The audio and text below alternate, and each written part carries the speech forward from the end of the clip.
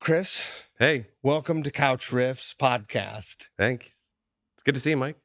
Welcome back. Thank you so much. It's good to see you. Do me a favor. Tell people what you do. I play bass guitar in the band Sunny Day Real Estate. Also a band called Spirit Award. Mm-hmm. I live in Seattle. That's pretty much what I've been doing, especially as of the last couple of years. Right.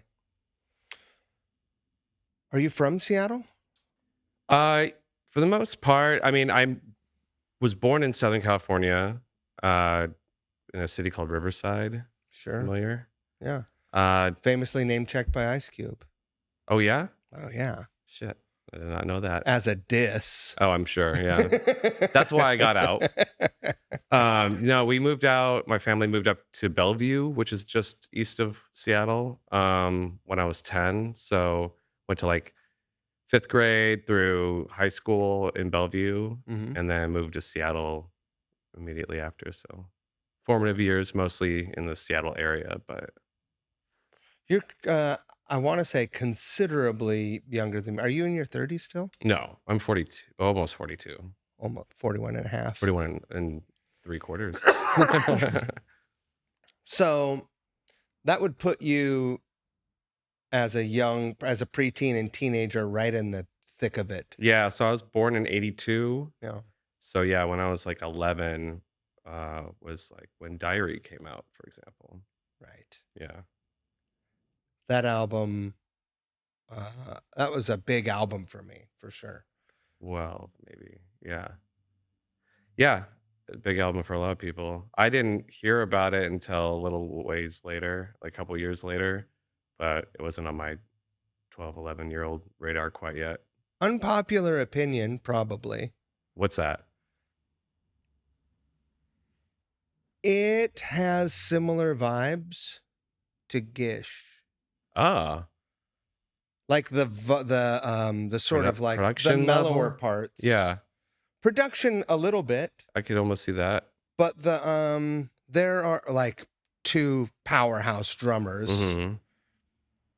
and non-traditional riffs. Yeah. Cool, unconventional guitar playing. A unique vocal styling. For sure, all of it. Yeah. Yeah. Yeah, I could see that. I gotta listen to Gish again. It's been a little while. It's pretty good. Yeah. Turns out it's a classic. Yeah. Turns out they did a good job with that one. They did a really good job. When did Gish come out? About 91, maybe? Okay.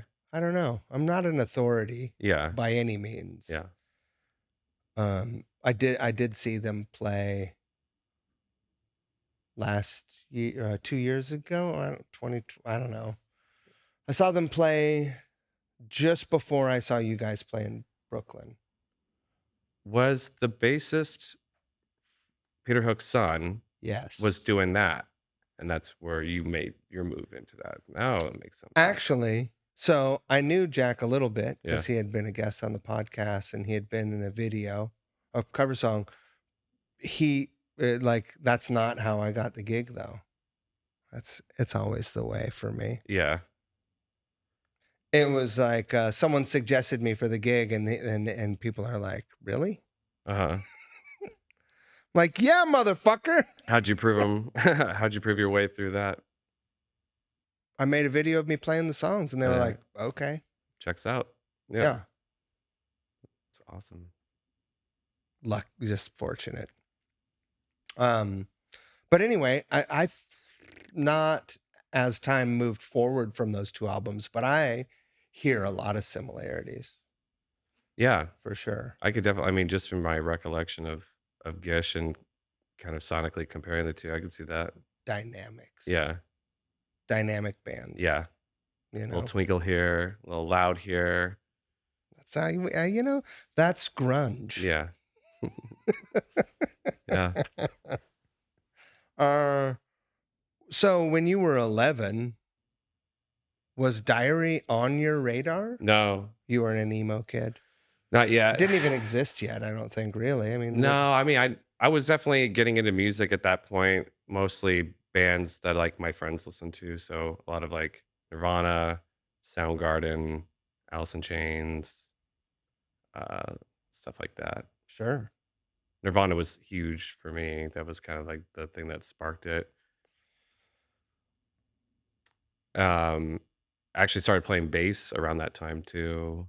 Um, That was your first instrument. bass was, yeah. Wasn't by choice, but it was by. So I like had a group of friends and we were all into music, and one guy could actually play guitar. And so like he could play other people's songs, like he could like Right. cover whatever. So we're like, well, we clearly need to start a band. And I called drums first because I was Right. like, that was immediately what I wanted to do. And so I was like, can I get a drum kit? And my mom was like, no, we live in a duplex. Like that's not happening. And so my friend got a kit. And so I was like, I guess I'll play bass reluctantly. Don't you think it's interesting that almost no one? I don't think many people choose bass. Yeah. Is that what you're going to say? Yeah. Yeah. It's not like no one is like automatically not no one. You're somewhat assigned it. Many people are not automatically drawn to the bass. Yeah.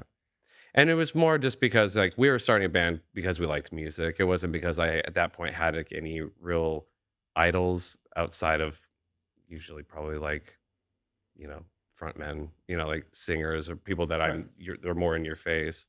So yeah, so started playing his dad's bass. So I didn't even have a bass, but What was it? It was a nice one. It was like it must have been somewhere 60s Mustang. Oh wow. I don't really remember much knowing that other than it was a Mustang and had flats on it. And I remember playing it like with a nickel at one time, like instead of a pick. What did Dad think of that? I don't think Dad was aware of anything that we were doing, but it was definitely like in retrospect, I'm like, oh, and I wonder too what year that bass was, but it was probably pretty nice. What kind of songs were you guys doing Nirvana covers? Oh yeah, just Polly, I think was like the first song I learned on bass, like that kind of stuff. Just kind of going through the motions and surprisingly interesting bass lines in Nirvana, I think. Oh yeah, once you actually pick them apart, it's strange. Some of the stuff that's going on that you don't necessarily hear in the melody or like pick out or hum it when you're thinking of the song. And then you listen, there's this other melody going on. As a 3-piece band, I think he had to pick up some slack. Yeah. You know, sonically fill it out. Totally. What a strange dude, too. Yeah. He's tall. He's too tall. I don't trust him. Just kidding. Just kidding. Yeah. No, he's amazing. But yes, too tall. With his bass way down low. Can you imagine putting his bass on and where it would hit? Like your ankles? Ankles for sure. Yeah. Yeah. Chewbacca bass. And so you're hanging out in Bellevue. You're playing Nirvana and Alice in Chains covers. Essentially, yeah. Yeah. And then just for fun, just like no dream of being a lying touring musician? to people, be like, oh yeah, we got a band, we're gonna start, we got some cool songs. And no, it was just like, yeah, we thought it was cool and that was what we were doing. And but I stuck with bass. I ended up getting my first bass maybe 2 years later, 13, something like that. What was that? That was a PV Fury, like a P-bass style. Yeah, I'm cherry familiar. apple red, white pickguard, and a great little combo BX 100. Did you get it at American Music? I absolutely got both of them at American Music. Yeah. Yeah. I got my first guitar there, also a PV. Nice. What was it? Patriot. Oh, cool. Yeah, I mean, that was the spot, really, especially for PV. Yeah. That was a spot for PV. Yeah, Crate and PV. And at this point, did you have any aspiration to really do it? Yeah, like when I actually got my bass, my first own bass, it was definitely through, I made it clear that this was something I wanted to pursue. So my parents were like, all right, we'll get you a guitar.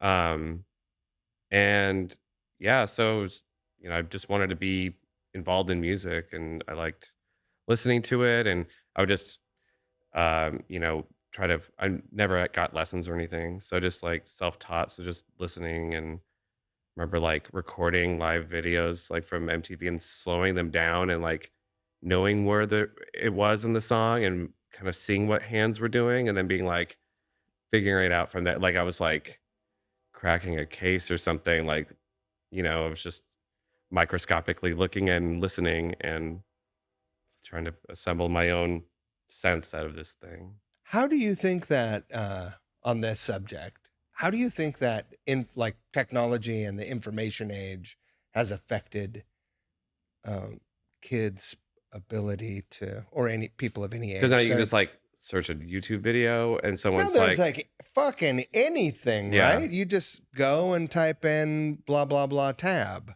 yeah, and it's there. Well, not always best, but it can get you to the right spot. In the neighborhood, sure. Yeah, I mean, I think it's one of those things where it's like, anybody from an era, the next era of, people doing that thing, they're like, well, you don't know how easy you had it back in my day, kind of a thing. Right. There is definitely some like romantic memory of the, less distractions. Rewind. Yeah. Play. You totally. Yeah. And just like, we didn't have like, now I'll throw something in Logic and slow it down and it doesn't auto pitch corrects. And I can hear every note that's happening in something that happens in a 1 second frame of time, which was pretty helpful, learning some of the Sunny Day stuff actually. So did you use Moises? I did. Yeah. Isn't it incredible? On your recommendation, I think. Yeah. It's pretty good. Yeah. And the bass isolation is funny sometimes, but it's enough because, the drums are like crystal clear. Like you could sample that and like make a new song out of it. Yes. Vocals for the most part, there's some transients in there, but it's like somewhat cool.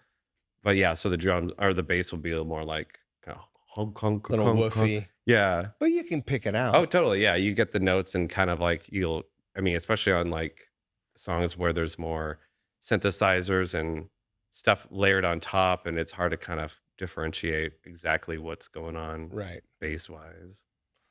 I don't think Moises would work on one of my shitty mixes because it's just like really is the whole thing. It spits out just like a chunk of just sound. like gives you the same song. Yeah, it's just like, you mean this? Yeah. Here's each of the isolated things. Yeah, it's the same. With things like Moises or AI to isolate things, like it's easier now, but I think that just lends to hopefully more to just get to the creative part and less of the tooling and, just expedite this process and make more. Because now you just have to, maybe now you just have to create things more quickly because people get bored too fast now. It's like you release an EP or full length and it's like a blip on most people's radars as far as from a press. It's come and gone. Yeah. So you and I have talked about this. I'm not sure. I probably have talked about it in the podcast. Maybe not. But I auditioned for the Sunny Day gig. I really wanted it, and you got the gig. You did better. Well, that means a lot to hear. And you're fucking amazing. Oh, thank you. We were having a conversation at one point, and you told me, "Oh yeah, half my basses are in like a different tuning on stage." Yeah, I fucking never knew that. Oh, so I learned all the songs. Like I learned the songs that seemed weird to me. I was like, well, it must just be drop D. That's it, right? Yeah. And I was like, D standard, really hard. Yeah. Well, I actually think playing in D standard I don't know why playing in drop D kind of messes with me a little bit. Really? Yeah. I don't know why. Like, I don't play as quickly and I have to kind of transpose a little bit sometimes, like scales and things like that. I'm just kind of like, oh, wait, that's right. This one string is doing a little something different. But when I drop it to just D standard, I just kind of, it's all the intervals are what you know. Yeah, and it's just more muscle memory. Obviously it's not out of my, reach to play in drop D, but I've never played in D standard before Sunny Day, and now I like kind of go to it for a lot of things. Not even with your Nirvana covers? Well, not D standard, I don't think. They played in D Did standard. they? Well, see, we had a reverse thing going on. I think I was probably learning it at 11 or whatever and like Right, drop drop D. D. Yeah, Well, because it was easy to flip-flop back and forth with your Soundgarden covers, exactly. Yeah. your Stone Temple Pilots covers or Yeah. whatever. Yeah. I just heard about some weird thing that some of the R&B dudes that play 5 strings or 6 strings do, Uh-huh. and I'll probably fuck this up. I'm sure people will have a lot to say about it, but I think instead of E, like the E goes to drop D and the B stays at B, maybe? Okay. Maybe that's what it is? Yeah, I've never really I played a don't 5 know. string either. I have Have you? one. Yeah. It's confusing to me because I'm just a simple person. Yeah. I'm just never, if it's like foreign to me. It feels weird. I don't like how wide the neck is, and The neck thing is weird. Also, that low B, you Mhm. want it to be cool. But it's a I'm sure people can make it pretty cool. It's just not me. I think there's ones that sound good because some of them sound amazing. You're like, wow, that sounds like a piano or whatever, but they have the like fan frets and all that. I see. And I'm like, or like whatever, multi-scale. Yeah. Do you know about this? Yeah. I mean, not a lot, but I've seen it. There's a part of me that's like, that's real cool, but also it doesn't look very cool. No. It looks like you're holding an iPad on stage. Mhm. I don't want to hold an iPad on stage. I want Yeah. to hold a guitar or Yeah. a bass. Yeah. Do you have you ever messed around with like upright bass? Well, it's if you looked at all of my classified ads algorithms, Uh-huh. like in the auto feed, you'll see upright basses. I'm waiting for the right one. Okay. Yeah. But you've played them before, or do you want to start, I or went through a period in the 90s where I had one. Oh, cool. I got it from Bischofberger. I think they moved over to the east side. They used to be down in Des Moines, Okay. out in sort of like a wooded area. And you'd go down this long driveway and open up into this opening. And there's like this violin builder back Oh, there. And wow. they just like, it was amazing. Mystical. Super duper. Yeah. And so I had one. I never got lessons. I was just intimidated by everything. Yeah. I told myself when I came back here, I would get an upright bass and I would start taking lessons from Keith Lowe, Mm-hmm. who's a sweetheart of a man and a really monster bass player. Mm-hmm. And so far I haven't done it.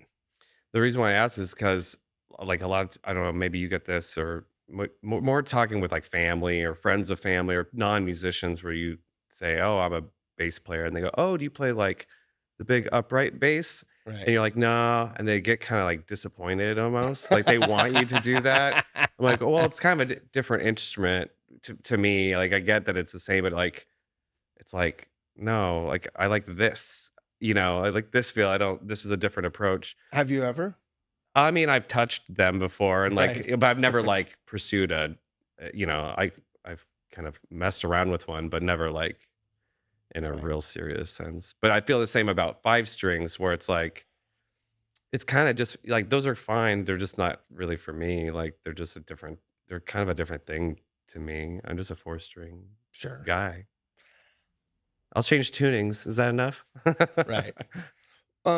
What about the electric upright bass? Because I've considered that. I don't think and I've then ever. I'm like, oh God, it just doesn't. Do they look cool. like electric cellos almost? It looks like you're playing a Steinberger, Oh, cool. but with a, it's I like see that being kind of neat, and like, if you are just going for a weird kind of, Radiohead. yeah, and everyone has kind of a different version of your normal take of like a guitar, or Yeah, I think maybe if you played with Bowie, there you go, you could get away with concept record or it. something. Some of them look cooler than others.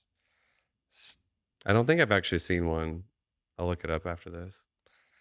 We'll go down a rabbit hole of electric upright. Well, that's the thing. It's just like, yeah, these are every day that's how I wake up. I have coffee and I look at all this stuff that I don't really need anything. No. I have need for nothing. I need less is what I need. You can like rotate them out then. but I like stuff. Yeah. You know. What are you on the subject? What are you playing? Bass Yeah. guitar wise, with Sunny Day, I generally use, I mean, it's always Fender basses. I got really into these, they're essentially jazz basses, but they're Aerodyne jazz basses. Oh yeah. And they're crafted in Japan. So Yeah. CIJ, and of a certain time frame in the early 2000s, they're just killer. They have this little binding on the side, like the perimeter of the body. Black with cream binding, right? I have one that's black with cream binding, and it had a black pickguard. I swapped it out for a kind of more red tortoiseshell pickguard, because it also has a black headstock and a rosewood Right. neck, so it was like predominantly black from the front view. And I always wear all black, so I was like, Looked a little metal. let's just splash a color a bit. But yeah, they're really cool and they're really affordable in the grand scheme of things. You got It's got a thinner body, tapered. it kind of has a little bit of an edge to it. They're Yeah. shaped a little differently than jazz basses, but they have a PJ configuration. So it's got the P and the J It's pickup. lighter than a jazz or a P. 8 pounds, yeah. Light, about as light as most jazz basses, I would And say. a jazz neck, most Jazz importantly. neck, 1.5-inch nut, boom. And they're cool. They're cool looking. They're just a little different, and you get. And so I love P basses, but I much prefer the more narrow necks. And this just checked those boxes. So I have 2 of those. And you find them used. Yeah, Yeah. because it's just from like 2000 to 2000, maybe 10 is when they're good. Because like not all Aerodynes are created equal. There's some that they don't have the pick guard. How many forums are you on? Oh God. I mean, well, people be like, I found an Aerodyne. You were talking about those basses. I found one over at Guitar Center. I was like, oh, interesting. I checked it out, and it felt bad, and like it didn't have the right. I mean, everything about it, even just when you pick up a bass, you don't even need to plug it in. You just know it sounds bad. Yeah. So that was that. But I mean, I'm sure some people dig how they play and how they sound, but I really particularly like this one kind of era of Aerodyne Conversely, basses. sometimes you pick up a bass, you don't plug it in, and you're like, "This is the one." Oh, that's how when I found I have a '66 Jazz that I found at Emerald City, and I wasn't even like there looking to buy a bass, and I walked out with like a very expensive bass guitar. But I didn't even plug it in. Right. When I decided I was going to buy it, plugging it in was like There's an cream on interesting top. bass down there right now. Have you been down there recently? Not super recently. There's a weird 60s P bass from the factory it's got a smaller body. Oh. The body is a parlor version of it, kind of. It's not that drastic, but it's just like you look at it and you're like, what is it about this bass? It just kind of squat. It's just a little bit smaller. Neck is all the same. Everything seemingly else the same. Yeah. Yeah. Really weird. Huh. They get some weird treasures. Yeah.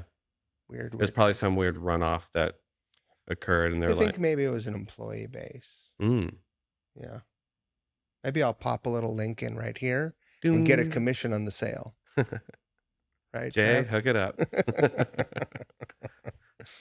All right. So you move over right after high school? Yeah. So like in high school, in middle school, I'm kind of getting more into bass.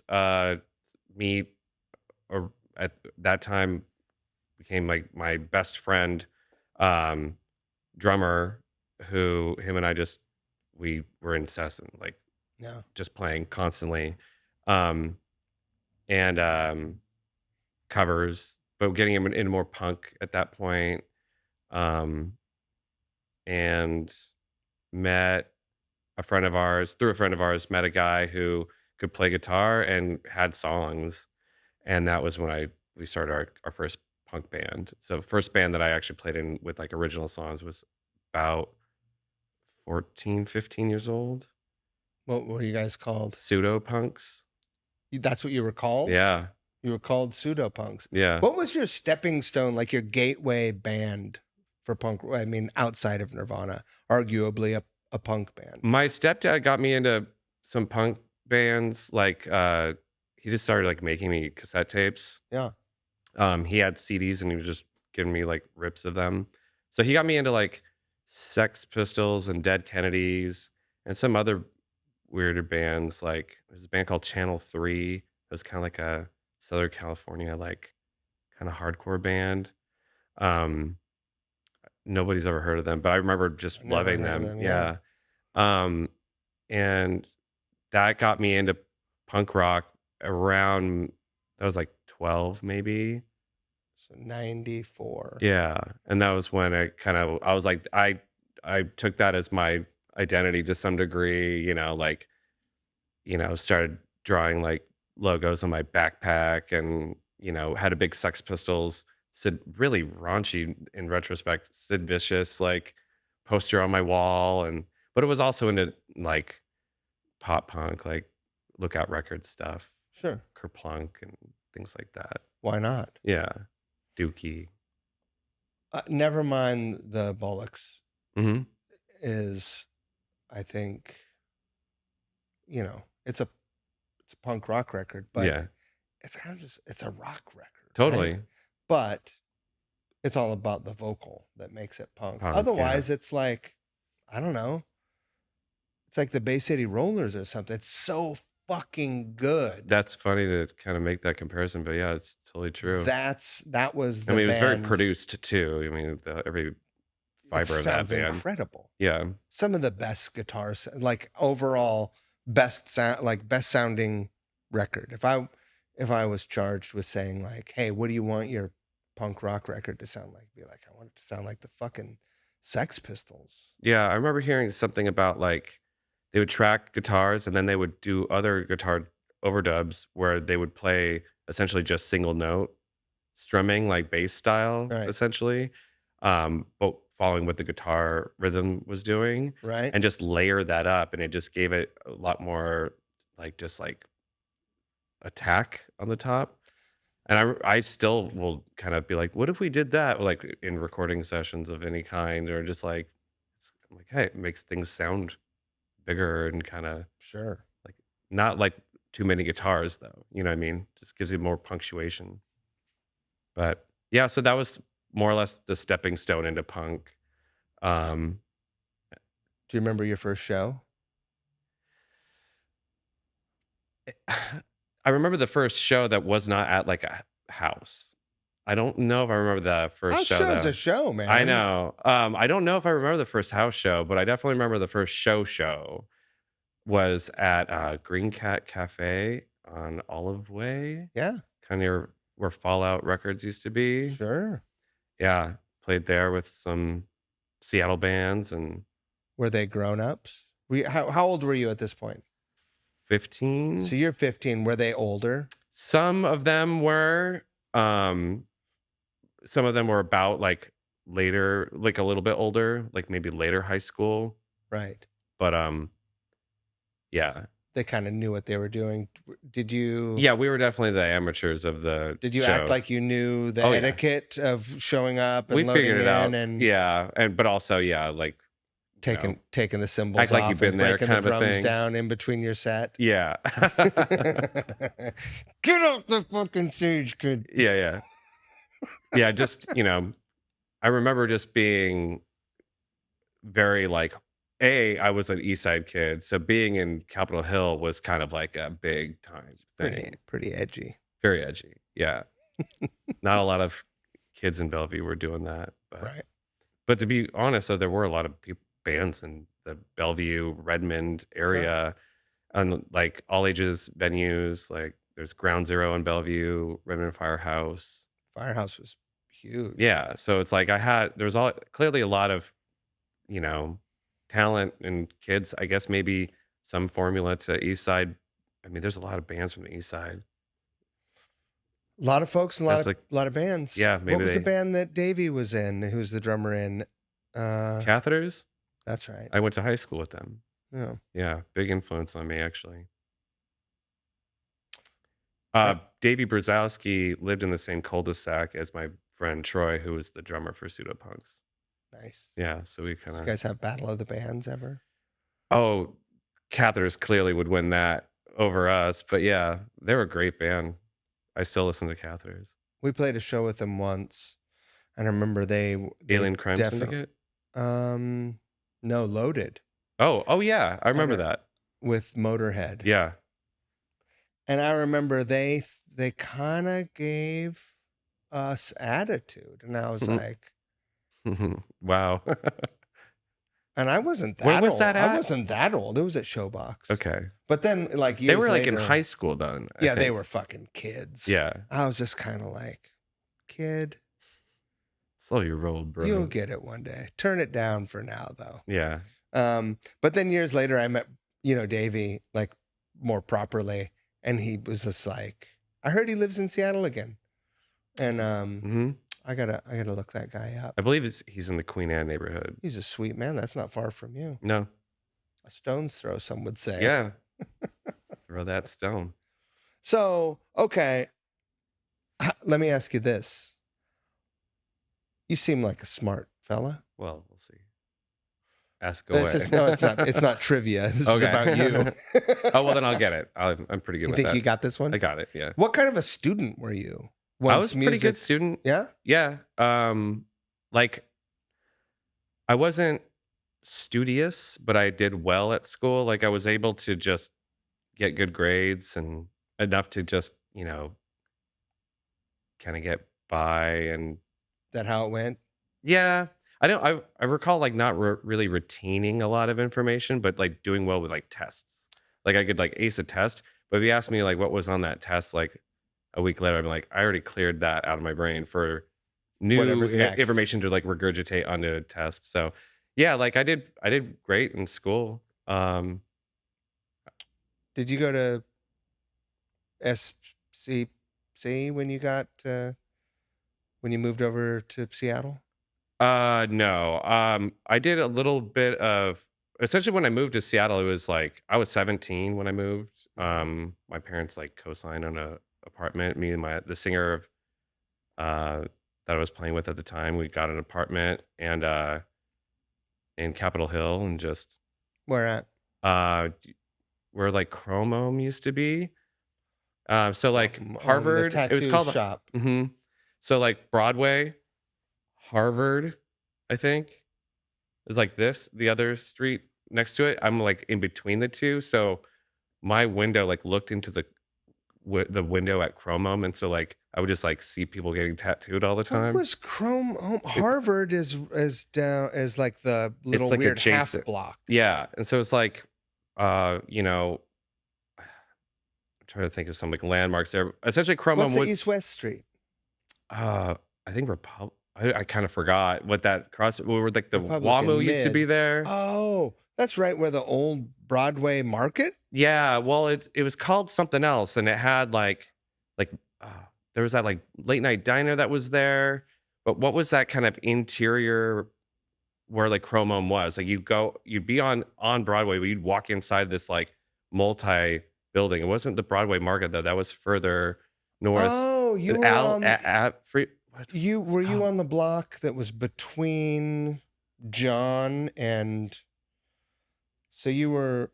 Well, that doesn't make sense. It was like Harvard House apartment. But you know, like was Chromome upstairs? Mm-hmm. Oh, that's where the dude from the Murder City Devils tattooed. Yeah, Nate. And my friend Jerry Ware. Don't know who that is. He's down in Portland now. He's given me a couple tattoos. He's a wonderful guy. Yeah. I don't know if it's still there because I don't really frequent that area of Capitol Hill too much. But that was like one cool thing where I was like, oh yeah, like moving from Bellevue essentially to like Capitol Hill, and you live behind a tattoo shop where like your window was just an alleyway from each other. So it was just like right there. What year was that? 99, I think. Where our coffee cart had closed down by then, I think. Was it in that little like hut thing? It wasn't in a hut. It was in Angel's Thai. You know, Angel's Thai cuisine was on the corner. Oh. And they had like a little cutout there.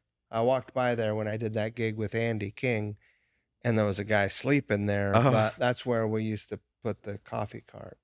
And we would roll it back around into the alley and put it in the back. We did a lot of drugs in that closet.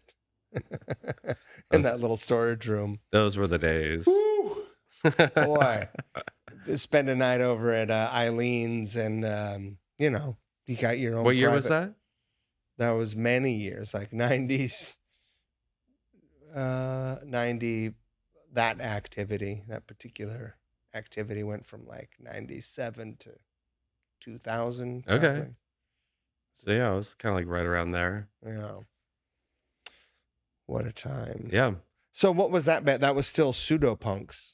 No, I was playing guitar at that point. So I Pseudopunks kind of dissolved, and then Then you fucking betrayed the bass. well, some friends of mine that were in a band called Backstabbers, they had already a guitarist, but they wanted a rhythm guitarist, and I was like, I can play. I mean, I had a guitar, I messed around with guitar, but it wasn't like Right. claiming I was a guitar player by any means. So I started playing. I got assigned rhythm guitar in that band, um, and did that for a little while. Kind of ended up being more of the lead guitarist because I think just like noodling and stuff was single string stuff came more naturally to me from Sure. bass and less, chord. I knew power chords and that was about it. Right. Not much. Some first position stuff that was kind of it. Wasn't busting out. Have you learned any fancy expensive chords? No, not the expensive ones, but that was kind of my limit with guitar. I still like playing. I'll pick up a guitar and play it because I like to do that, but I'm not from a performance standpoint. You own a guitar? Yeah, I have two, just for fun. Am I imagining this? Did I hear? I don't know if this is. I don't know if this is true or if it's not true or if it's a sore subject even. Yeah. But it shouldn't be. Did you audition for Postpartum depression? Yeah. Really? It wasn't much of an audition though. I met Jeff, who's awesome. I love that band, by the way. That's who I learned the expensive chords thing from. Oh, really? He calls it if a chord has like a letter and a number next to it. Yeah. It's expensive. Yeah. Get your investment back though. Sure. Yeah, I met Jeff. I have a feeling it was at Break Room at a show that they might have been playing, and I was pretty young. I must have been like 19. Oh wow. Or 20 maybe. I don't believe I was 21. And yeah, I think I just like had like a cool look, and I told him I played guitar, and he said that they were looking for another guitarist. I think his name's Kyung. Kyung, yeah. And they were looking for another guitarist, an additional one. And so he's like, yeah, come audition. So I like learned a bunch of their songs, and at least I thought I was. And then went down to their rehearsal space and had my audition, and it didn't last for very long. Right. I was like, okay, thanks. Right. I was like, ooh, okay. Was it sharp? No, but like no time was wasted, we'll say that. Like they weren't like, we're gonna entertain this idea for this kid, kind of a thing. It was just kind of more like that. No, it was more just like, okay, like started playing, then Jeff was like, yeah, nah, not gonna work. Nah. Rightfully so. But I was definitely jumping for a thing that was out of my reach, but I've been known to do that from time to time. Why wouldn't you? Yeah. I mean, the opportunity presents itself. Go for it. That's right. Yeah. I never looked cool. You must have looked cool. I didn't. I never looked cool enough to be. I think I band. looked the part, whether or not in retrospect, I didn't think I looked that cool, but at the time, maybe. That was one of my favorite bands. They were cool. Yeah. Did you have a Romulan haircut, or did you have a? I had more of a swoop thing. Yeah. Yeah. Those are the two options back then. Yeah, no, it was definitely Yeah. And so since then, I see Jeff around all the time, and him and I are total pals. And he's great. Yeah, I played shows with Missionary Position. I'm sorry, not Missionary Position, Walking Papers. Yeah. As of within the last 5 years. Yeah, that's a great band. Yeah. That's a band that like. There's no place for me in that band, I don't think, but that's a band that I would probably enjoy to play with. I've always liked his songwriting and the way. Great stage performer, presence wise is Yeah, always killer. everything good. Yeah. Everything good. Tasteful. Everything's tastefully done and placed. Nothing goes unconsidered. Yeah. Basically. Yeah. Yeah. He's a nice guy. I've learned a lot from Jeff. He's a good dude. So that must have been around 99 or 2000? Yeah. Getting into 2000 now. Right? Yeah. 18. I ended up moving back to Bellevue for a little bit. But then came back to Seattle. Oddly enough, it was like cheaper to get a place in Bellevue. As Right. contrary to what a lot of people think about the East Side, it was like a lot more affordable for like about a year or so. And then I got back to living in the U District. That's when I went back to bass. Was then, and I haven't gone back to guitar since. So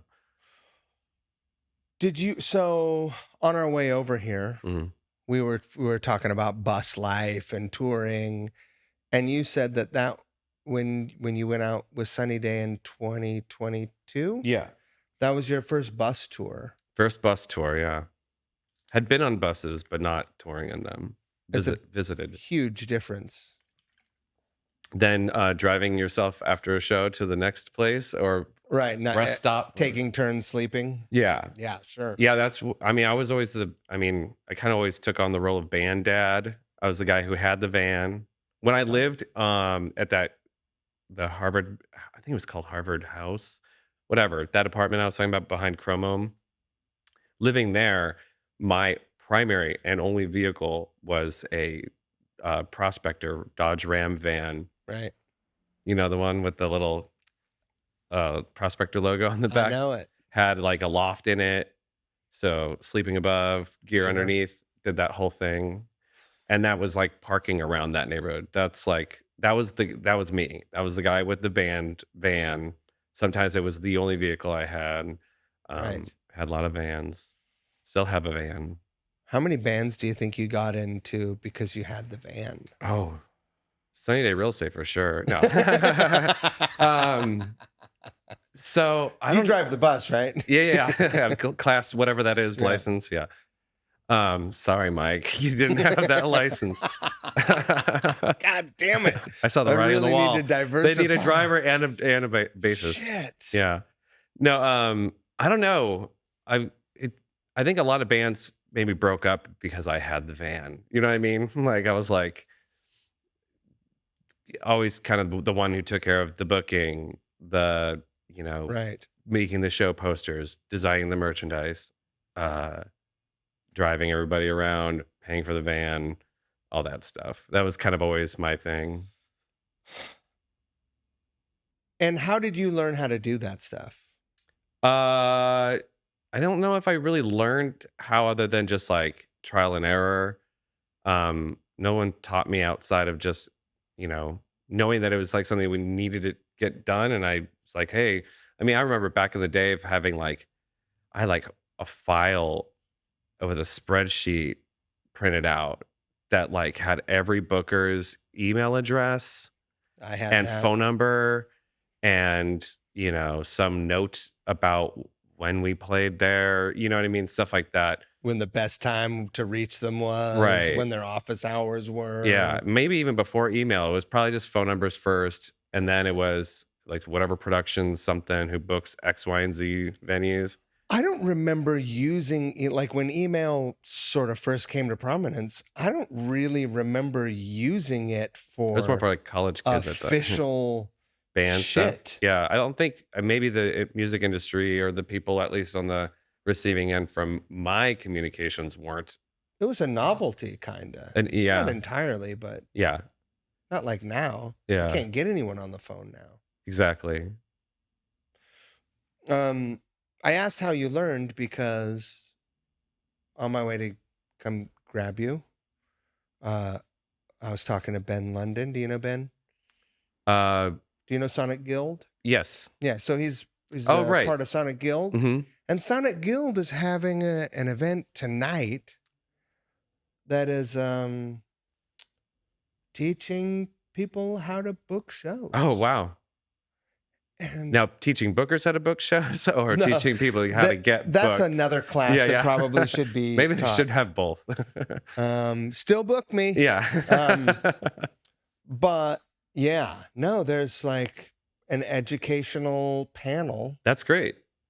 teaching The do's and don'ts of, I guess. Yeah. I don't know. I'm not going to go because I don't want to be in a band where I have to book the shows. right. It might be a self-fulfilling prophecy if you Yeah, were to like go. if I They're show like, up, go. it might put the hex on me. Yeah, suddenly you're, You know, now I'm 22 again. I Yeah. don't want that. That Oh. sounds terrible. that does sound like a nightmare. But how crazy is that? Yeah, that's nuts. Like, Good for kids. yeah. Good for Sonic Guild. How long were you doing that? And what was the biggest tour you did in a van? Oh, not very big, just West Coast stuff. Maybe like 2 weeks would be the length, and playing anywhere from, there'd usually be like, I don't know, some like 2 or 3 cool shows, and then you just Right. jam pack them full of whatever else you can get, sleeping on floors or in the van. And Did you ever play that pizza place in the basement in Bakersfield? no, what is that? It was a crazy place. It was just like this. It looks like the basement here. I'll show it to you after, and you'll be like, oh. Except for way smaller. Like Really? this thing is. And they sold spacious. pizza there, or is it? Yeah, upstairs was a Yeah. pizza restaurant. But downstairs was where Downstairs was like the light degenerates show was a go. light bulb that hung from, that's turn cool. it on. Yeah, And let's Yeah. sway. Yeah, and it and like everyone showed up. yeah, So it was like the kids that were into Corn, the kids that were into fucking Operation Ivy, the kids, the Oi kids. yeah, Like everyone was there yeah. because it's fucking Bakersfield. But Right. it was awesome. I feel like now doesn't feel like that sort of genre separation exists as much. But also I'm old and in the way. I don't fucking know what young people do. Yeah, I mean, I haven't toured, a little while playing any, now, I mean, since turning even like probably 30, I was like, yeah, I'm only going to go out if it's like, to a certain level of Sure. of venue style and capacity and things like that. Accommodation. Yeah, like, I'm do they way more have concerned about wedges or front of house sound at all? Things like that. Not to sound like my punk roots have completely dissolved, but they're not fully there. How how much of I imagine you probably just tried to keep your eyes open and look at what everyone else was doing. But Yeah. did people, when you first got on the bus, was anything explained to you, or did the guys just assume like, well, we've done this, you probably know? No, not a whole lot was explained. My guitar tech, who his name's Todd Baker, he's awesome. You know Great Todd. dude, yeah.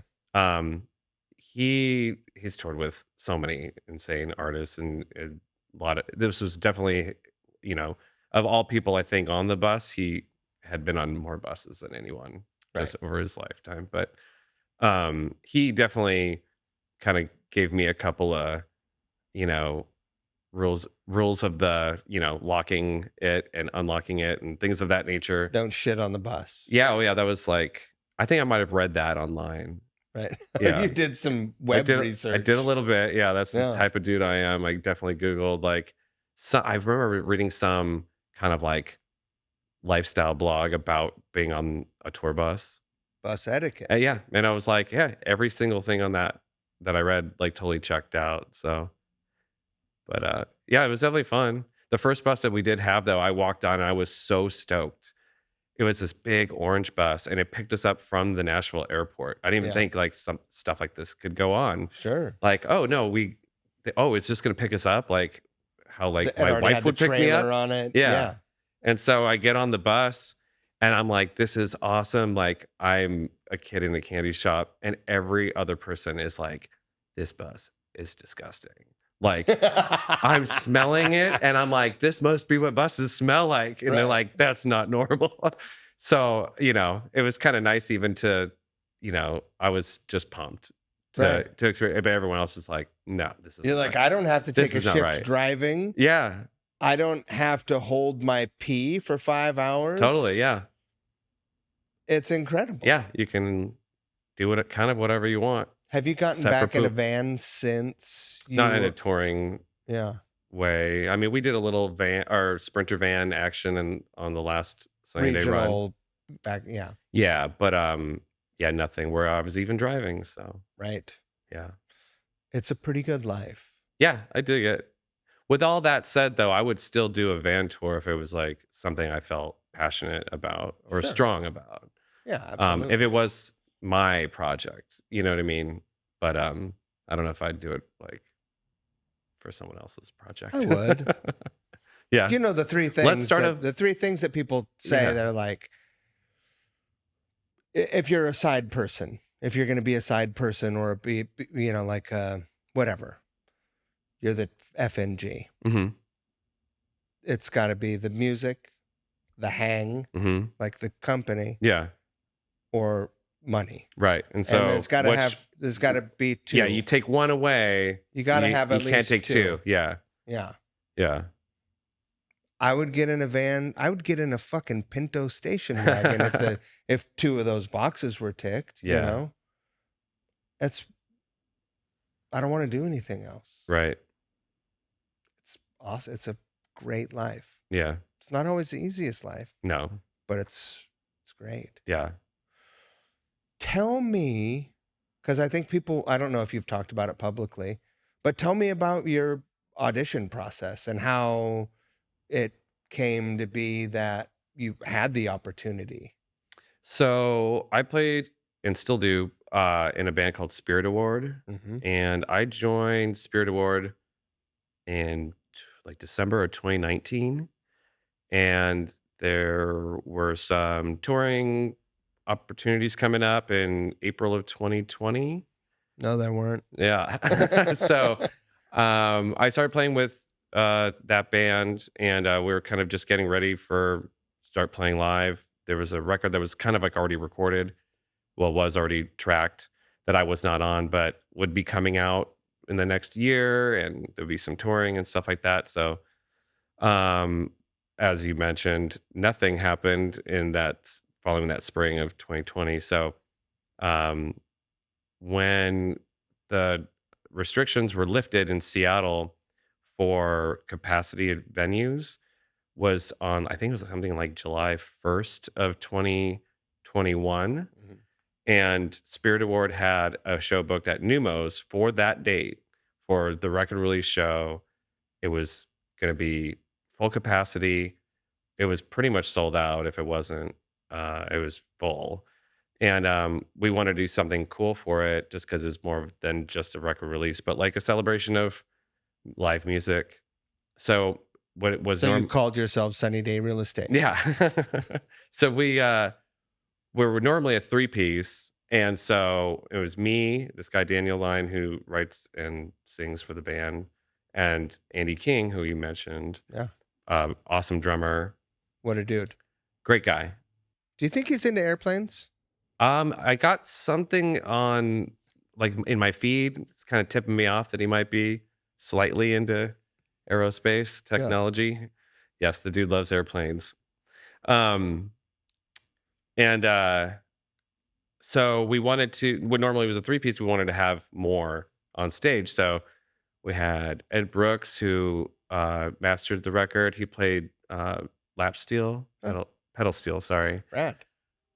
We had a friend come in, played keyboards, and synthesizers, which we normally don't have live, but there are on the record. Auxiliary percussion, and we were like, we should have a double drummer. scenario for like just 2 songs, like the last 2 songs. And William Goldsmith was someone who came mentioned by Yeah. Andy, and they had already been friends. And we're like, seriously? Yeah, if he'd be interested, that'd be cool. Didn't think like necessarily that was gonna happen, but it did. So he came to a rehearsal, and that's when I met William.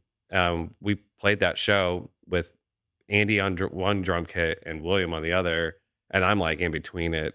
It was like the Did they loudest play fucking thing. side by side or back to back? Side by side. Yeah. Oh, that's rad. Yeah, it was pretty cool. It was loud, and that was the first time I played with William. Um, and we spent a few days. We actually had the luxury of having Numos for a couple of days to like do, because they was their first show back too. So it was like getting their like lighting stuff all kind of back together, and like them kind You of guys work. had pre-production. We had a there. full on pre-production. So we were like at Numos for 2 days rehearsing, which was cool. Especially for all that stuff. We had Jessica Dobson from Deep Sea Diver do guitar on the last 2 songs as well. So we had, at one point, it was like 6 or 7 people on stage. Right. Anyway, so that's how I met William. We became friends immediately from that, hanging out with each other and playing that show. He ended up, Andy had some airplane thing, something that he had to do. I think it was a wedding. He could not play a show that Spirit Award had lined up. So, but it was a good gig. And so William was like, I'll fill in if you don't mind. And it was like, we had like over an hour of material we had to fill. So William learned like an hour's worth of our set. We rehearsed. That right? Yeah, but we played one show with William as the drummer. That's a lot of work for one show. Yeah, he liked the band. From what I could tell, we all became quick friends, and he's an intense dude. It doesn't surprise me that he would be like, yeah, sure. And then he probably... Oh, he banged it out of the park. It was awesome. Yeah. Yeah. And then it was around all of that time where I feel like it was the first day I met him. I heard that there was this plan for Sunny Day to get back together. Right. And he was like, well, but we need a bass player. And I remember Andy being like, pointing at me. And this like literally like 10 minutes into me meeting him. And I was like, haha. Right.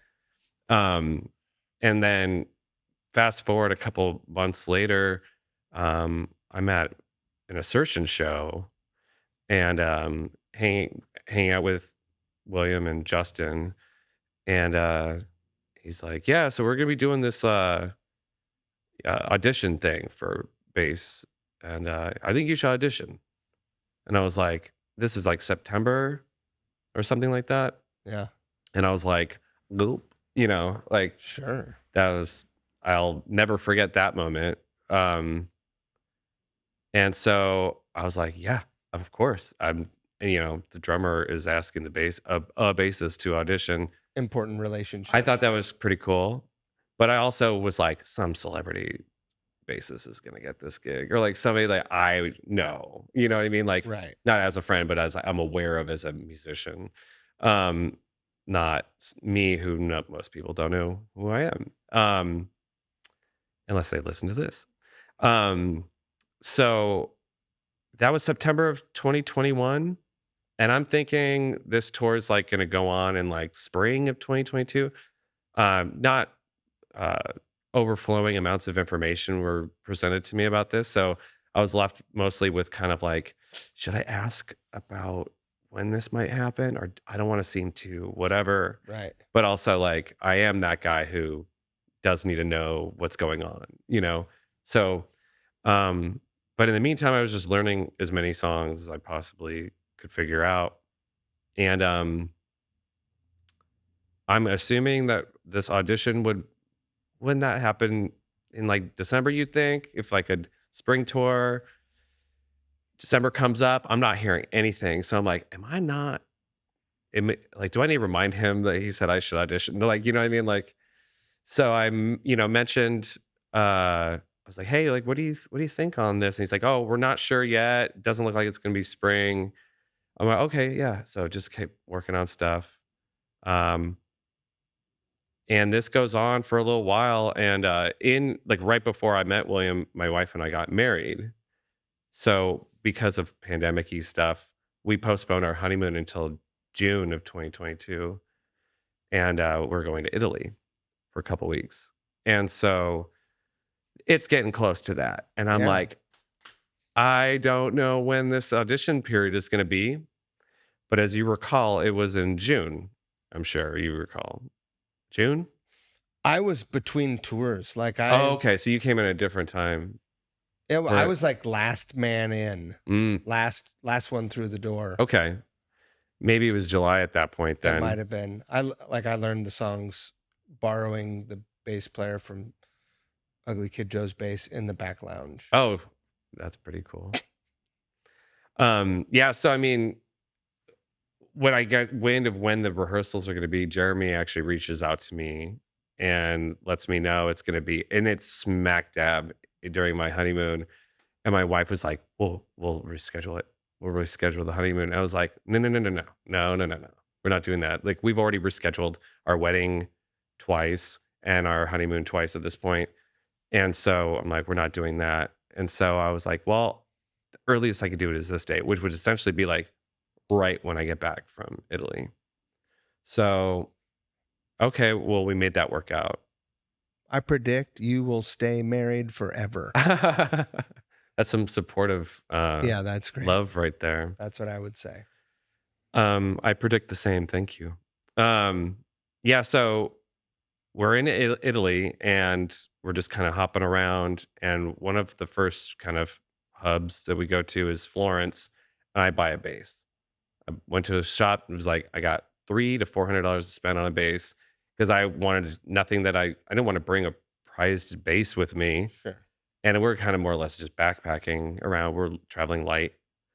And so I was like, I'll just get a soft case, get a bass, put it in it. That way every day, I just kind of keep up with some bank of songs and move on to the next. Right. So I'm just keeping this going and, not just eating pasta and drinking wine 24 hours a day and coming back and having no memory of all that work that I had already put in. Sure. So in Florence, I bought this little Squire jazz bass for Right. little over 300 euro. Yeah. And I still have it. Actually, I tour with it as like a oh shit backup bass. Right. Yeah. Because I was like, if I can't take it home, I want it to be something that I'm not gonna be like, well, I could just like literally give this to somebody. I'm like, I got my use out of it. All of that stuff is really good now. Yeah. It's great. It's a great bass. It feels good. Right. And I have this now it's my travel bass for my honeymoon that my wife let me just put sunny day songs on my phone and I just played along and just, oh yeah, got that, keeping it all in real muscle memory. And then when I got back, I auditioned and went to William's house and it was just me, William, and Jeremy. And it was the first time I met Jeremy. And it was pretty cool. Like my brother-in-law, I texted him, he's like, so you like played 7 with Jeremy and William today? I'm like, yeah. And a bunch of other songs. Right. It was bizarre for sure, just from being a fan. And also, I mean, at that point, friends with William. But I felt very confident of like my abilities with it. But it's still nerve-wracking, It's a moment where you can't think about it too much. Oh, yeah. You have to just, here you are, 3 people. You can't think about who the 3 people are because they're just people. Yeah. Right? And at that point, I was so familiar with the material, I just kind of try to keep in the mindset of like, we're just going to rehearse. Right. This is not an audition. We're just rehearsing. And if you're like, I know the songs, I'm just going to play them. Yeah. And if you close your eyes and don't look at Jeremy singing the songs because his voice is coming, he's got the it's coolest like, voice. Yeah. It's insane at practice sometimes where I'm just like, wow. Even in this not ideal audio room, like the room that we rehearse in is pretty brutal and nothing sounds great, but it's still Sunny Day Real Estate playing, and Are you still guys on Jeremy. in-ears for rehearsal? We were this last little round. That's nice. We got on because it was our first. It was our first go at in ears, at least since I think for the Sunny Day in general. I think maybe they did some with Fire Theft, but for the most part, for the whole band to be on in ears, it was really like the first time. Like I was on in ears, which has never been the case. I've never used them before Do you outside love of like a. I've since kind of bailed on them.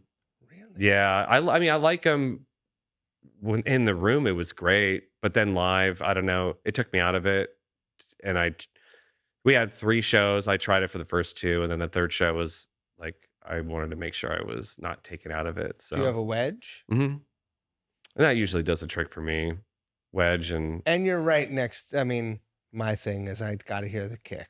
yeah, and depending on the I- stage, I'll get the kick in the wedge. But you're right there next to William, and he's They'll- not a light foot. No, he breaks things that should Yeah. not break. That's right. That's right. The silver lining of my experience from all that, I still get to go see the band, Yeah, and it's a band I love. I love to see the band. I love to listen to the band. And I had the same experience you did. I played those songs with those 2. yeah. And it was awesome. It was worth all of it. And I'm super stoked that you have the gig. It's like, you're fucking amazing. Oh, So, thank you. tell me about the process of re-recording Diary live, Yeah. because that's awesome. Yeah. It sounds really good, and it comes out very soon. I don't know when this episode comes out, but May 2nd is the release for that. I know it's safe to talk about it because it's been announced. Yeah. Yeah. So, well, I mean, honestly, the process started when we were like starting for revving up for the tour that was my first tour with them. Just kind of getting, I mean, with the first year and a half of touring was not just Diary. But we covered every record that they had released, full length at least. And with that said, the Rising Tide's got it's a different record in style and in production, and they were older when they made it, and famously very young when they made Diary. And Jeremy's voice sounds so different now and has just matured into this, like, I compare him to like Peter Gabriel at times. He has a Peter Gabriel and vibe to his while voice. he still has this new, like, deep, lush, it's pretty crazy. And it sounds so different than the capture for in a lot of ways than the capture that was made for the original Diary record. So we're playing these songs live with 3 guitars. Our third guitarist doesn't always play on for every part of the Diary songs, because sometimes the dynamic of just Dan and Jeremy are just, can't mess with that. Yeah. Like, and it, don't add to something that doesn't need anything. But when he does kick in, it just makes the bigger parts huge. And William's playing better than he ever has, in my opinion. So these songs just sound so amazing live that we were like, we should advertise what this sounds like live, to the degree of showing people, like, this is what these songs sound like, and like, let's honor them for the 30th anniversary. So the songs are, I mean, most people have I don't know how many new fans, in the last 2 years. yeah.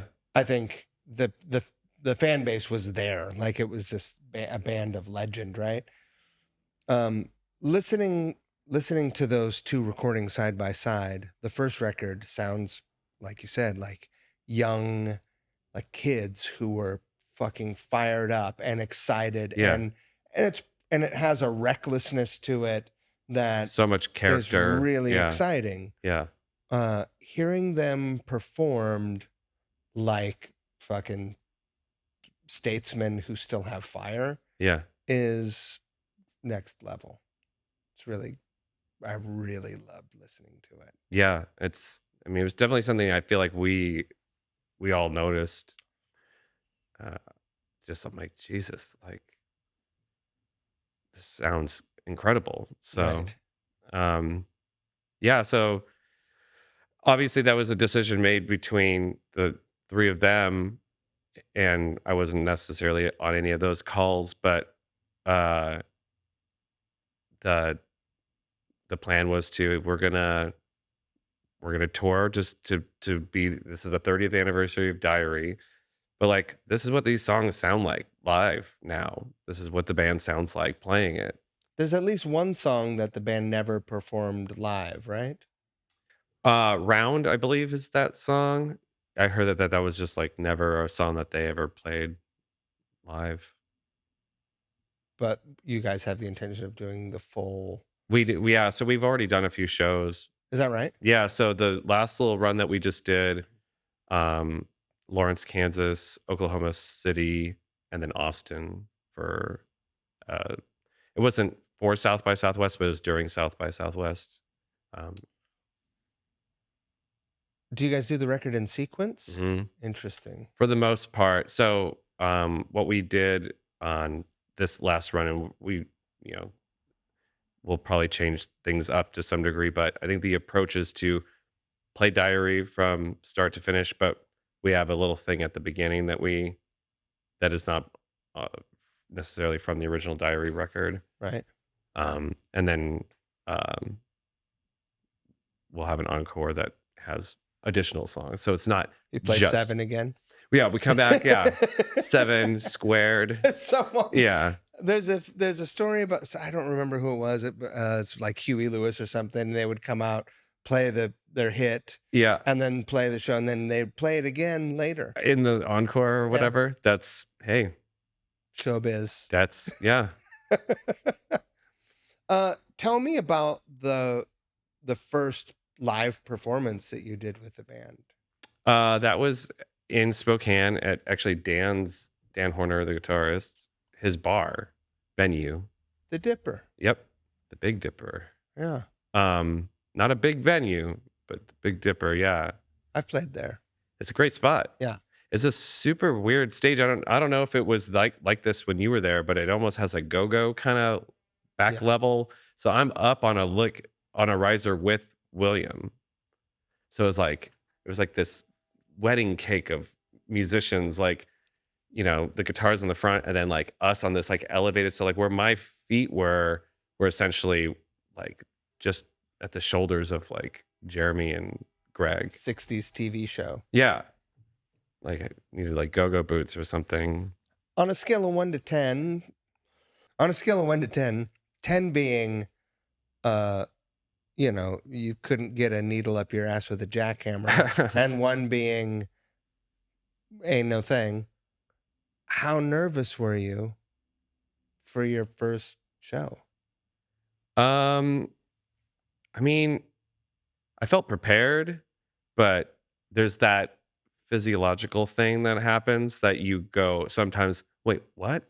Right. I'm not nervous, but I feel the side effects of it. Self-awareness of being on stage doing a thing that you were fully prepared to do. Like maybe like dry mouth kind of thing, or like overthinking while you're playing, or you get that you feel tight in your wrist and you're like, uh-oh, like chill Breathe. out.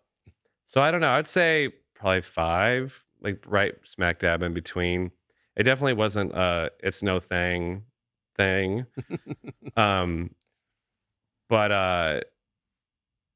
and it was a warm-up show, but it was also my first show, and I knew it was a big deal. Still a show.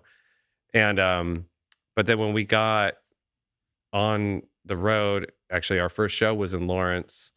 at Liberty Hall, and that was a different surprise because while I felt maybe a little bit of that, like, ooh, like just a little excitement before we're about to go, and as it's getting closer, and tour manager's saying like 5 minutes, you go, oh right, I'm gonna go pee again.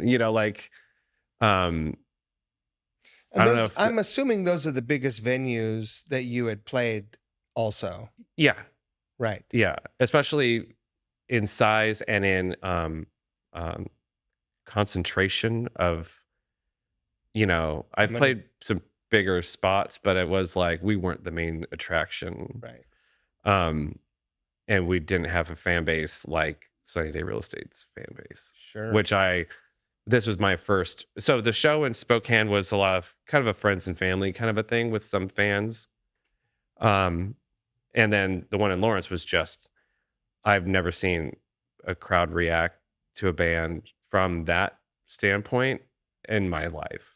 Right. So I was like almost distracted by it. I remember seeing like grown men like crying and singing along, and everyone's like, from the side to side, everyone's zoomed in and just like right at Jeremy. Yeah. And the amount of like concentration, like I said, like everyone had this so locked in and so engaged, and in some cases kind of losing it, Sure. um, made me go, okay, I'm looking over some people's heads this time. Now I'm more like adapted to it. I wouldn't say used to it, but like, You know what to expect. yeah. And now it doesn't distract me. Whereas it was like, oh no, is something wrong with that kid who's screaming every word and like Right. pressed up against the barricade and like looks like they're crying? Oh no, that's like a normal reaction, I guess, from some of these people. So that was definitely like, those were some big never forget moments for me. Sure. Yeah. There's a thing that, like when you walk into a magnificent room or a big room and you sound check and you're like, oh, it's a fucking big room. Yeah. And then you go away, you go on about your day or your early evening or whatever.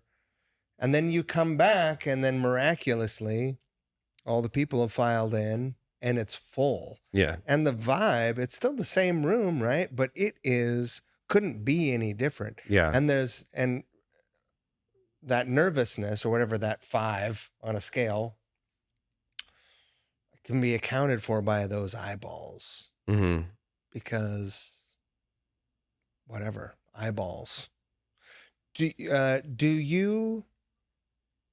you a peek out and see what the room looks like person? Oh, Or yeah. do you walk out? No, I'm a peek out guy. You do. I'll go out and get a drink and kind of meander through around not, Right. the perimeter, and, or I'll be coming back from dinner. I'll come past the front and, oh, cool. There's like a line. Like I love seeing those indications of like, It's going to be like it's part of the yeah, momentum of the it gets show. me excited. It does not get me nervous. But though I have noticed a lot of other people in the band, they don't do that. And I think I'm assuming maybe it's more like this isn't their first rodeo kind of thing. Right. I definitely don't think it's because it like would make them nervous by any means, but it's just kind of like I'm still like, this is all still so new to me. So Pardon me. yeah. What about your first festival crowd? That was at Riot Fest. And that was a interesting one because we were headlining one of the stages. So Lawrence, Kansas, first theater show.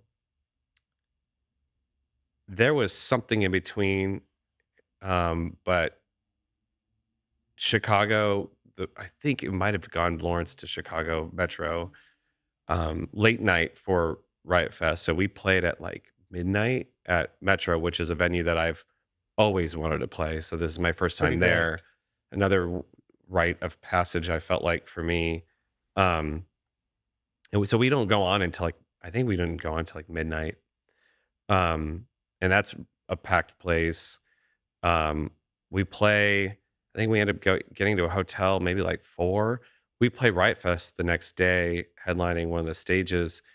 And I think like we didn't even sound check because sound check was at like, I think maybe Jeremy and Greg made it, but like nobody else did.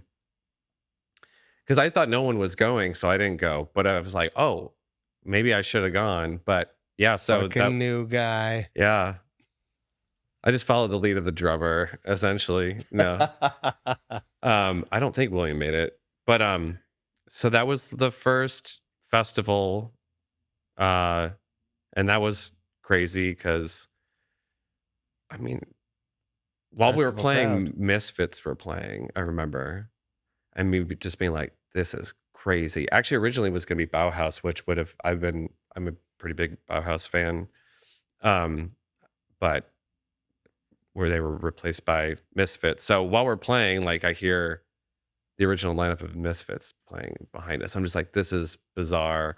And there's just a sea of people. You know, I always kind of. So have you ever went skydiving before? No desire. I've done it a few times when I was younger. Now I don't know if I'd be into it, but when I was like right when I turned 18, I think that week I went skydiving, and people were like, "Oh, do you ever bungee jump?" And I was like, "No." For whatever reason, that seems more terrifying because it's more when you're on like a bridge or something and you're looking down to a drop and you can kind of see the bottom and it looks like a distance that you It's a can little wrap more your head. realistic that you're going to hit the ground. Yeah, there's more that feels freakier to me than when you are look out of a plane and you're 8,000 feet up and you're like, this looks like a dream or something. Right. Like it's not as something I'm used to, or it seems fictitious. Unfathomable. So that was like the Riot Fest crowd. It was like I would almost say I might have been more nervous for the Lawrence or the Metro show than that, as far as like it felt the same, because not that I equate it to the same, but it just felt like this isn't real. You know what I mean? There was a moment when Bauhaus canceled. Mm-hmm. There was a moment on tour where Peter Hook was offered that position. That would have been amazing. And I wanted to be there so bad because I want, like, it would have been cool, but mostly I wanted to see you guys play. Oh, and we would have been playing at the same time. Now they made it sound like we would have had it was like flip flopped. Yeah, it was like there were definitely points where we stopped playing and it's like silent, but you hear Misfits. But I think they might have been ending right around the time we were starting, so there was a little bit of an offset. But yeah, that was crazy. I still see some footage that our tour manager took from the side stage, and it's just like, it's crazy the amount of people that just keep going. I'm like, how are they able to see? It's not just the depth of it, it's how widespread it was. And yeah, so that was nuts. And so this year you guys have a bunch more touring. Yeah. May for this 30th anniversary. This is that live recording packaged with a remaster of the original recording? No. So it's just it's separate. Yeah, it's just live at London Bridge Studio. So live in the sense that we tracked it live and at that studio, which we did it at. Yeah, how'd you come up with that name? It was, yeah. That's where I came in. No.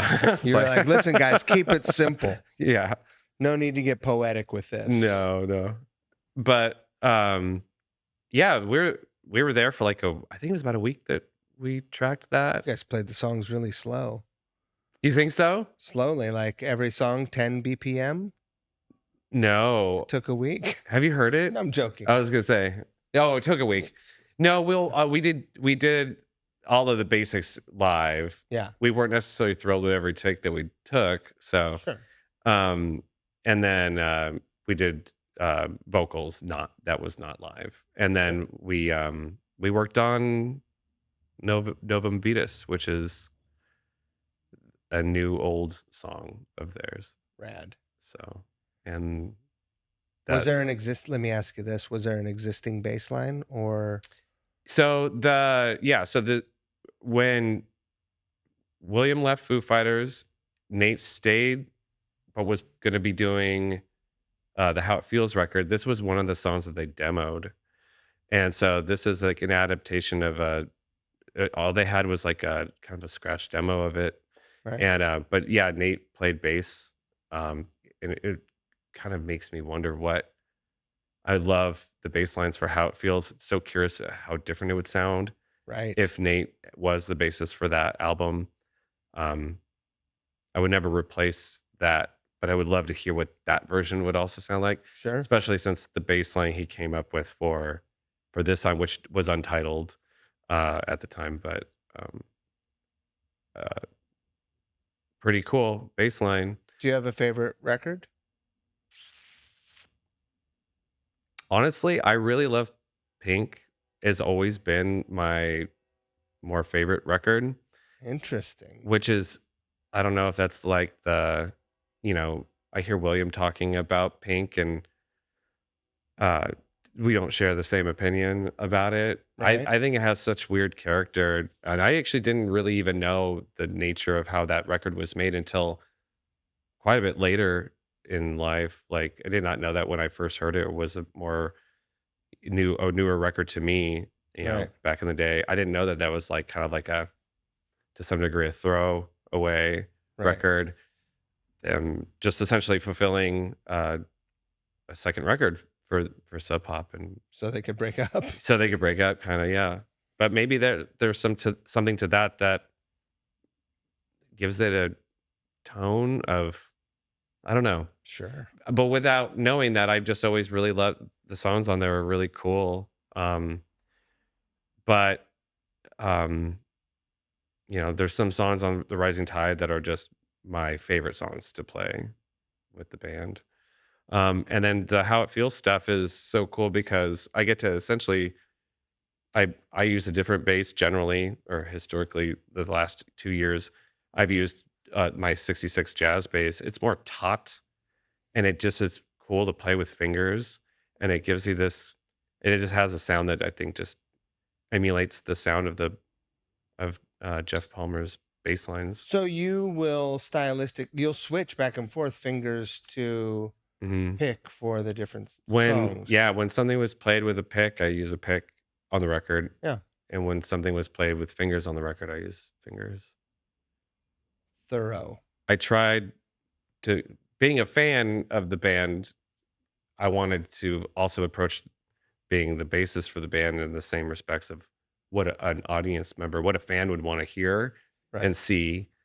And so I try to emulate what they've been listening to over the last however long that they've either last saw the band or never had a chance to. So, had you seen the band live before? nope. No, still haven't. Still haven't caught them. Our schedules conflict, and yeah. See them on YouTube a lot, though. Yeah. Yeah. No, I've never been to a Sunny Day Real Estate show prior to being on stage with them. I saw them only once. Was it 2009 era? No. How It Feels era? 1994. Oh, great. Yeah. That was the first and only prior to New York, I think was. Yep. Yeah. I saw them in 94 at Mo. Okay. Pre-New Mo's. Yeah, old right? Mo. Whoa. It was awesome. It was fucking something. Yeah. Yeah. That sounds amazing. And then amazing. Joe Bass was a dear friend, and I never saw him play with them. Oh. And that's a bummer. I wish I would have seen. There's more footage of Joe playing than in the earlier. Yeah, like the How It Feels tour. There's a lot of videos I found on YouTube, but there's not a ton of like full performances. Right. There's not really that so much with Nate, or at least in the earlier. Have you gotten any good Joe stories? Heard? Yeah. Yes. Yeah. He He was a character. Yeah.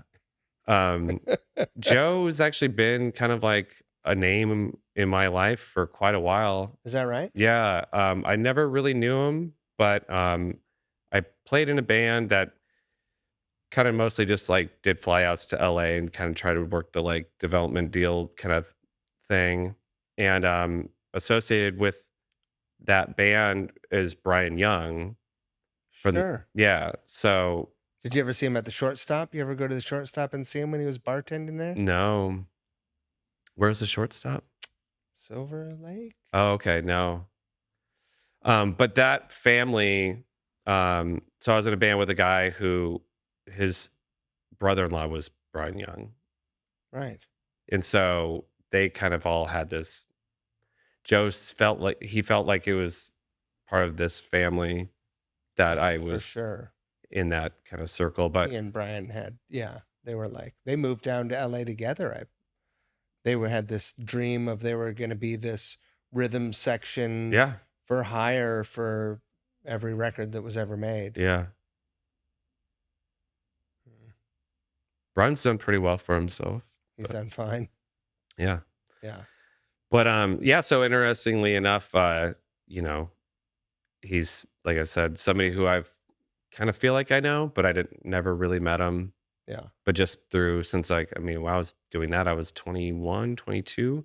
So the last 20 years I've been hearing about this guy One of a kind. in some great detail. One of every wrinkle. Yeah. Yeah. And what a monster bassist and Ferocious. yeah. So good. And the story of him essentially like learning all their shit like quick and just nailing it. Because it was like I think they were a week out or something. I might be this is for Joe. oh.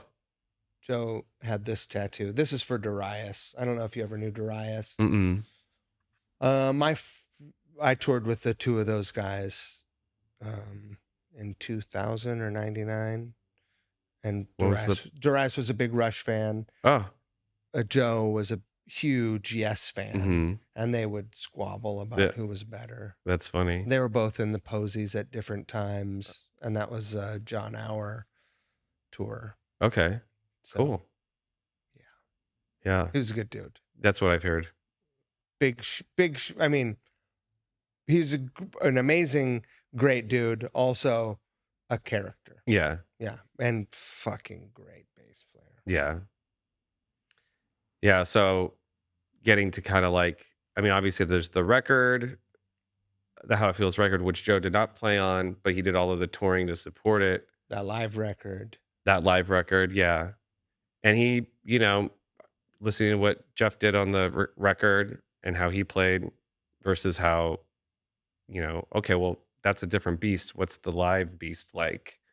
And listening or watching Joe's performances and trying to just find what I felt was my favorite takeaway in some ways, honoring the record versus, but sometimes I was like, damn, I like how Joe's doing it right there. Pretty hard to do. Yeah. So that guy digs really hard. So yeah, just kind of, it was interesting to kind of, while I'm doing songs from the first two records, I'm trying to adapt to more of how Nate plays and played on the record. And in using basses that sound more similar to his sound. Do you have a natural go-to style, pick or fingers? I think it really depends. I guess if I had to pick one, I would say pick. Right. Punk. And but fingers, it's like a completely different groove that I can get into. Sure. And also just with being able to mute with my right hand with just a tip of a finger is so nice. But yeah, I'll probably pick. Yeah. It's just kind of more stylistically where most of the types of music I like to play that sits in that grindy kind of you know. Yes. So Outside of this upcoming tour and the record release, do you have other plans for this year? outside of the tour and the record release, well, outside of May, we go out again in like August and whatnot. August, September, we continue the touring. June, July seems to be kind of a downtime. Might do a little vacationing, but Nice. we'll see. Do you have a plan? Making a plan. The plan is to make a plan. Yeah. But yeah, want to go somewhere cool, like overseas. Make it a trip, you know. Go to My wife Cuba. and I. Cuba? Cuba. Okay. You got to be a little sneaky about it, but it's good. It's worth it. What's the sneaky You go element? through Cancun and then go to Cuba. Okay, you know a guy? No. Yeah, you're talking to one. I've been, and it's great. Nice. I'm thinking about going back there. Yeah, what's weather like in July? Well, it's pretty gnarly. I went in January. And it was perfect? I think it'll be wet there in July, Oh, actually. really? And fucking hot. Yeah. But if you go in the winter, it's great. We were just in the Dominican Republic. Yeah. Sunny Day played a cruise that went there, and we just had like a day there. And Did you like it? It was all right. It was like a port town, though, right? Yeah, that's always the bummer. It's just like you get, you know, salt and pepper shakers. Yeah, or they're like, no, stay in this, you know, area, and you're like, no, I'm gonna go to I want to go where the locals are, but sometimes it's like, you know, it might not live up to it, but it was fine. But yeah, just going on a cruise ship with Sunny Day Real Estate was definitely the highlight, not necessarily the port.